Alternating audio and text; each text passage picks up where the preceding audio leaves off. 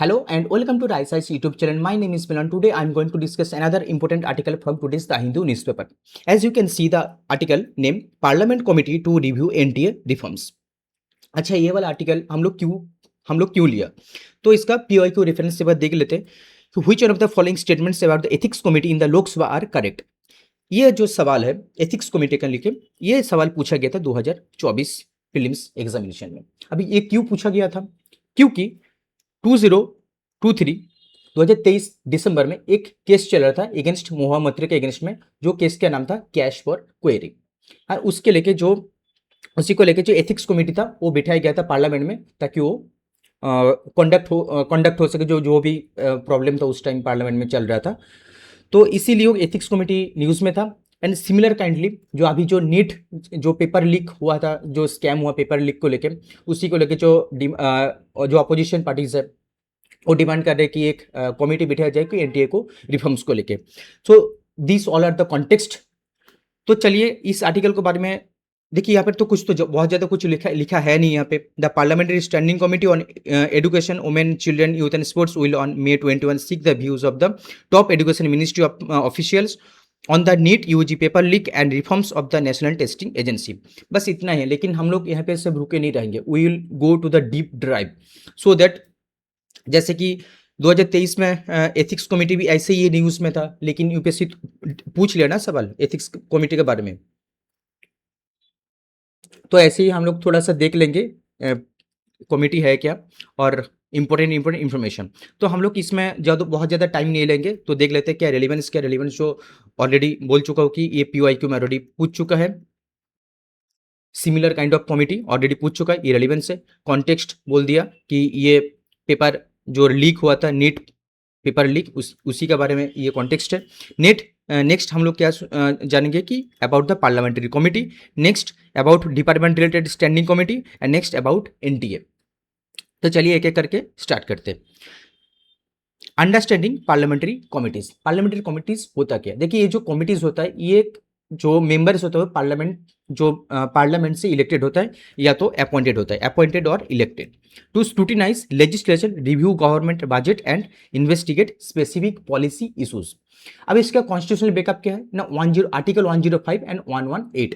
Article 105 क्या कहता है कि dealing with the privileges of the members of the parliament, and article 118 deals with the regulating it's procedure and conduct of business. बस इतना आप लोगों को पता होना चाहिए कि 105 एंड 118 का बारे में।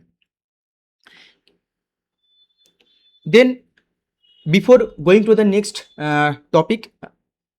Next point, department related standing committee, at least we should know the some basics. देखिए, जो पार्लियामेंट्री कमेटी होता है वो generally there are two types. एक होता है स्टैंडिंग एंड एडहॉक। इससे आप लोगों का जो स्टैटिक है वो भी रिवाइज हो जाएगा। अब स्टैंडिंग में जनरली 3 टाइप्स होता है। क्या होता है? फाइनेंस, देन DRSCS, ये वाला जो होता है department related standing committee, and third is others committee.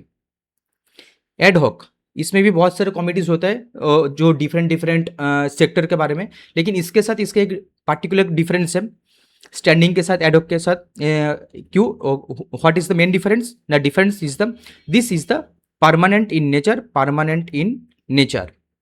this is non permanent.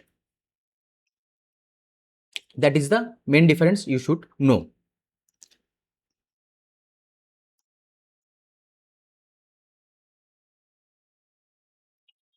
अब जानते हैं कि डिपार्टमेंट रिलेटेड स्टैंडिंग कमेटी के बारे में। Introduced in 1993, expanded from 17 to 24 committees in 2004. Each DRSC has 31 members, 21 from the Lok Sabha and 10 from the Rajya Sabha. Members serve with the maximum tenure of the 1 year. Of the 24 DRCs, 16 function under Lok Sabha and 18 under Rajya Sabha. अच्छा, ये वाला जो committee है parliamentary standing committee on education, women and children, youth and sports, this committee comes under the राज्य सभा। This functions क्या है ना? examine demands for grants of ministries, scrutinize bills referred by the speaker chairman and review annual reports and policy documents of ministries. So these all are the about the committee, parliamentary committee. And next our point is about National Testing Agency. What is NTA? Already we discussed about NTA in our previous lectures. Please go to the website and see the lectures and the comprehensive notes about NTA. Our website name is RISE IS. Our website name is RISE IS. Established in 2017 under the Ministry of Education. The ministry is very important, you should remember. Registered as a society under the Societies Registration Act 1860. It is not a statutory body. So these all are the important information regarding the today's article, Parliamentary Committee to Review NTA Reforms. And I am showing you the PYQ linkage, how UPSC frame the question from the current affairs section to also integrate with the static part. So these all are the important information regarding to the our topic. अगर ये content आप लोगों को बहुत अच्छा लग रहा है तो प्लीज़ दोस्त लोगों के साथ शेयर कीजिए और बहुत बहुत धन्यवाद इस सेशन को अटेंड करने के लिए. Thank you so much.